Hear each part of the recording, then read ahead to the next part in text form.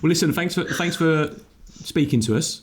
So you're the first person that we're doing today, Daylight. We spoke to Dodge in Salt Lake City in the States at 1:00 this morning for an hour, which was quite good. So that kind of gave us something to focus on in the evening and broke the back of the time. We got over the hump halfway through.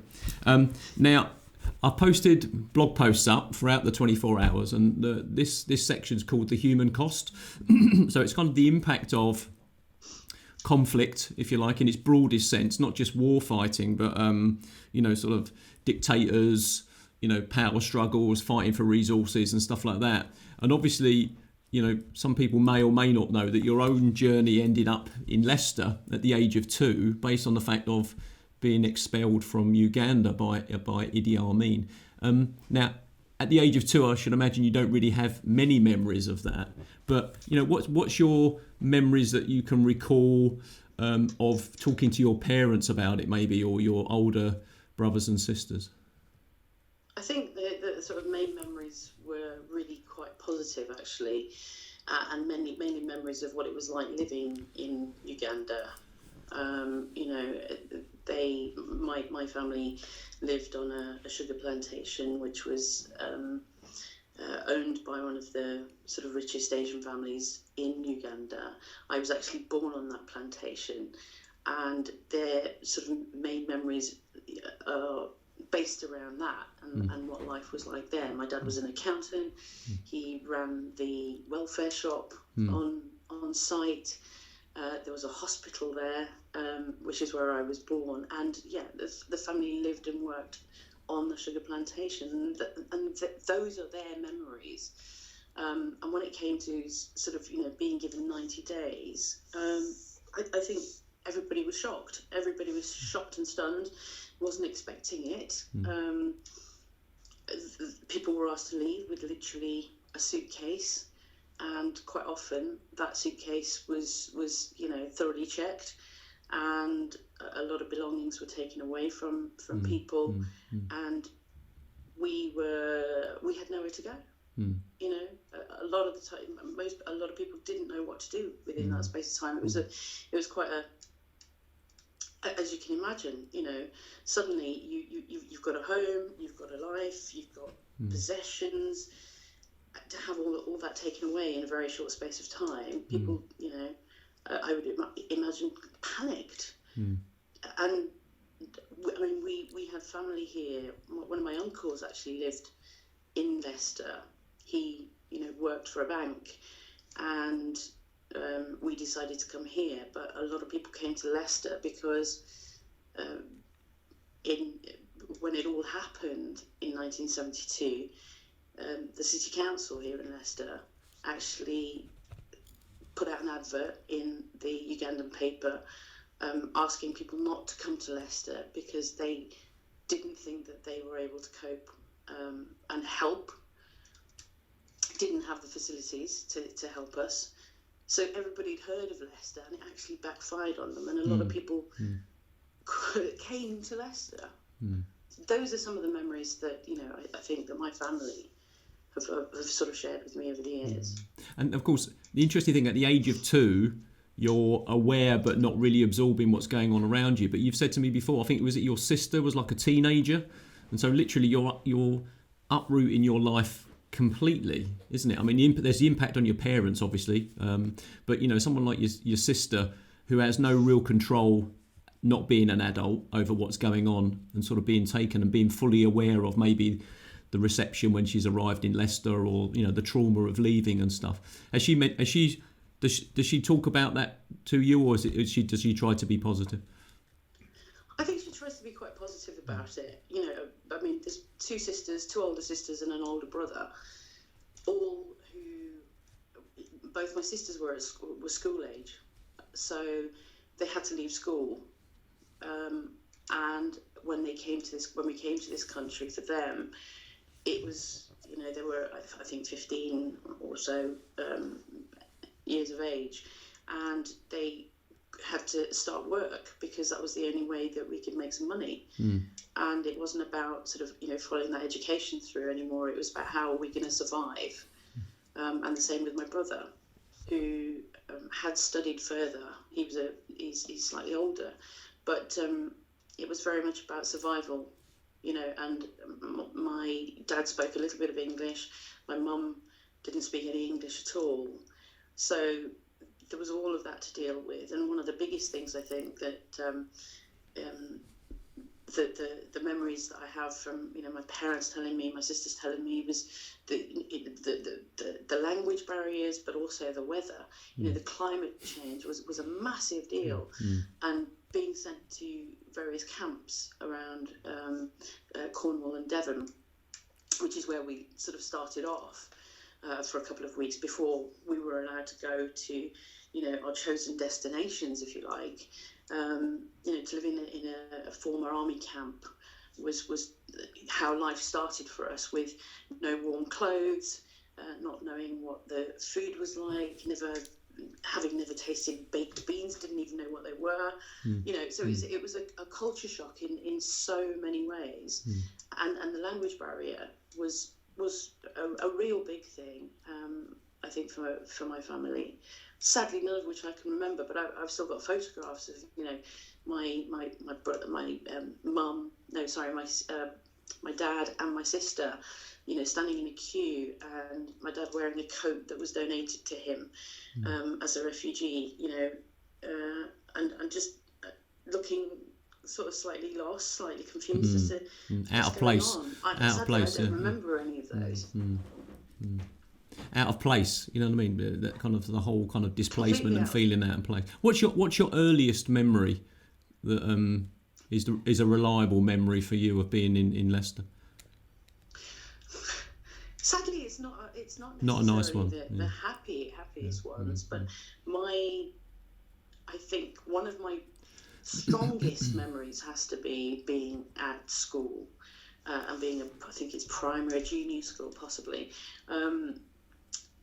And I remember lunchtimes, because the lunchtimes were really hard.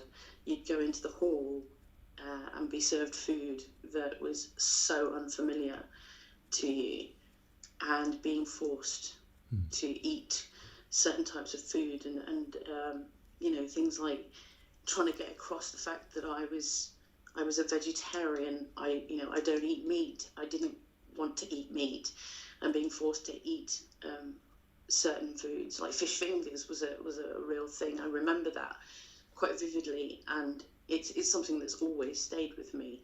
But also some of the puddings. I'd never heard of a pudding before. I didn't know what it was, and I didn't like the look of it. I didn't like the taste of it, but being forced to eat food that was really unfamiliar, because at home life was very different. The food was very different. So it was kind of trying to adjust to living in two different cultures, if you like. And I think that stayed with me for a very, very long time.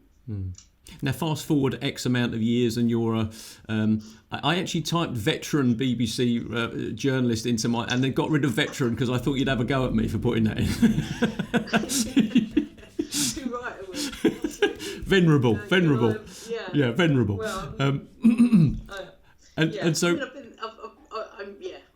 been in radio for a long time, you could say. Well, and if I sound a little bit nervous this morning, it's probably because I've got a veteran in front of me talking to me this morning. Oh, give over. That's enough.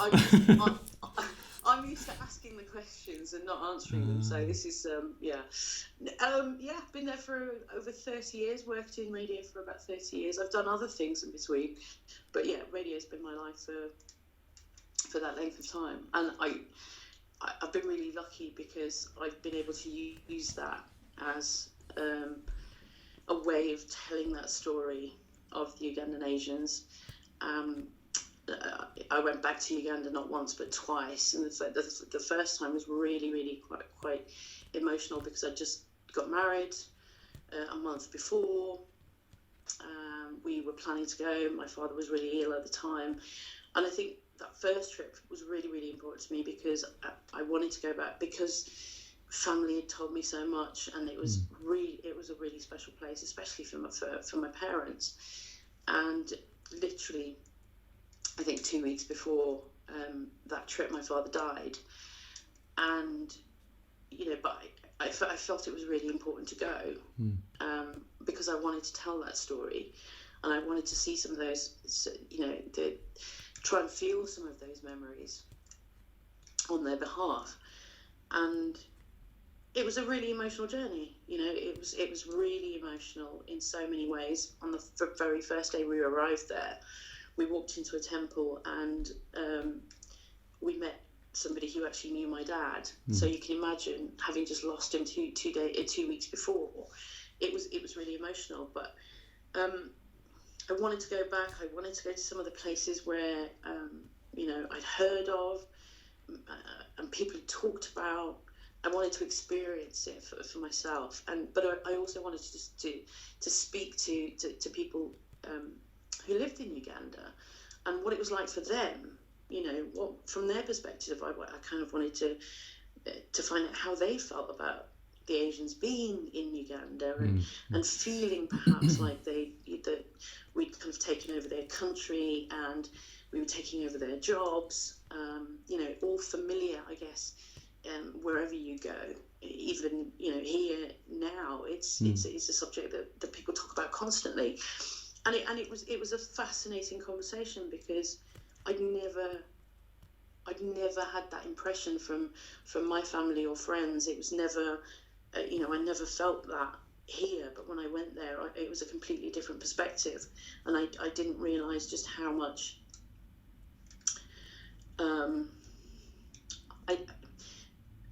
I don't know if hatred is perhaps too strong a word, but there was quite a lot of that from the indigenous, communities about us being there. And it's a story that plays out, isn't it? It's a story that plays out all over the world. I mean, we've touched on it several times during the newsroom so far. The sort of, not so much the othering, which is, is a kind of early form of hate speech, or hate, moving down to that hate crime, but just the fact that people coming in and getting on with stuff and maybe making a success of it. We forget about the Windrush generation. The reason the Windrush generation came is because there was jobs for them. They didn't just turn up. Whereas your situation would have been completely different, where you came because of expulsion, or you came through conflict, say Syria. These people came because there were jobs, and yet we still treated them, and still treat people now of that generation the same way, isn't it? It's really interesting. We're not having these conversations, are we? No, you're right. And I think, for us, people forgot that we were invited to go to Uganda to work on the railways. So, a lot of people from India went to work on the, as a result of the British asking us to go. And people forget that too, and it's been an interesting journey, because it was like, I think for a lot of us, for a lot of Ugandan Asians, particularly, people that I know, have felt that, it's that journey that we've had to make twice, like, change our lifestyles, learn about different cultures, trying to get on with other people, but also trying to prove that we're good people, and we're people at the end of the day, and I think people, quite often that's forgotten. Does that make sense? It's quite often forgotten that actually we're human beings. We're all the same. We may do things slightly differently. We may have different cultural differences, but at the end of the day, we are all the same. And I think for a lot of us, we've spent so much time trying to prove that. And it has been a battle, and it I think still is in lots of ways. It's a constant.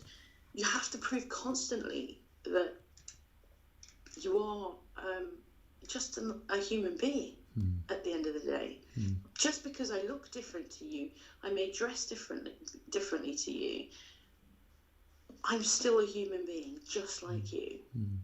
I mean, do you think the whole sort of pandemic and, COVID-19 coronavirus, which has kind of ran as a bit of a theme through our conversations throughout the evening, simply because of the totally unprecedented situation that we find ourselves in, that some of the initial enthusiasm for helping each other will be retained, or are you quite sceptical that we'll go back to just being the people that we were before once. Yay, we can get coffee from here or shop there or that kind of stuff. Do you think it was bad enough for society to change? Being an observer of society for the last 30 years in your role and having met so many different people, do you think that it's possible for us to change? I have been pleasantly surprised, I think, with the way people have come together during this time. And people have put aside their differences about religion, about race, about culture, and just come together. And it's actually quite heartening. It's very heartening, to be honest. Maybe it needed something like this for it to happen. Whether that will continue in the future, I'm cynical. I'm hoping it will. I'm hoping people can put our differences, each other's differences aside and work together. I've seen so many poems, I've seen so many videos online, about that. And it's, we're one. We're all going through the same thing right now. So we're fighting for the same cause. I think in the future, I'm hoping it'll be different, but I do have a sense of cynicism. Good answer. That was the answer I was hoping for, but I wasn't quite sure when you started answering whether that's what you were going to say. Okay, so we're coming towards the end now. Which you'll be greatly relieved about. And I can hand you back your headphones to be the person that's responsible the next time that we talk. But we've been talking because 2022, obviously 2012 was Uganda 40, which is the two short films that are up in the blog post of you going back and actually film of you meeting that guy as well, isn't it, who knew your father and going back to the shop and stuff, that emotional journey. But 2022, so in 2 years' time, it will be Uganda 50, and we've been having some conversations about doing something together around some sort of documentary media project. And I think, the more I talk to you about it, again, just you talking earlier, that sort of going back and using that visit as a way of filling in your own memories into some of those photographs and places that people speak about. So at least then you kind of understand it. And so maybe it's more and more, I'm thinking it's some sort of photography kind of project that relates to memory and stuff like, maybe in a broader context, and we use Uganda 50 as the reason to have conversations with other people about maybe journeys and stuff like that. But as always, it's great talking to you, and thank you for sharing your thoughts. No, thank you. I'm looking forward to the project that I think will take shape, in the near future. Yeah. There's lots of different things, stories to be told, and I think they still need to be told because there are a lot of people that won't be around, and it's an important story to tell and one that people shouldn't forget about. Well, my overriding view on that, as one final point, is looking back at some of the coverage in 2012 of Uganda 40, was the fact that it was very much around the role of prominent men and businesses, and the businesses they'd created and them getting on and stuff like that, and not really the women, the sometimes with the harder job. I'd say the harder job, not sometimes, with the hardest job. As you said there, your mother with no English at all and your father with a little bit, Maybe it's the impact on women and children. And I know you, for example, you mentioned about going back to your old school and talking to the children and the impact that they had on you and on the children, and the teachers coming up talking to you about, we knew nothing about this. Again, this is a history of somewhere we live and we know very little about it unless it's a city council organised event. Then we don't really have much impact on it. I was really surprised at that, that even in Leicester, that it's not talked about and it's not taught in schools. It really, really did surprise me, and I think that needs to be rectified in some shape or form. And it was great when I did go back to school to talk to some of the pupils there, the reaction that it had. And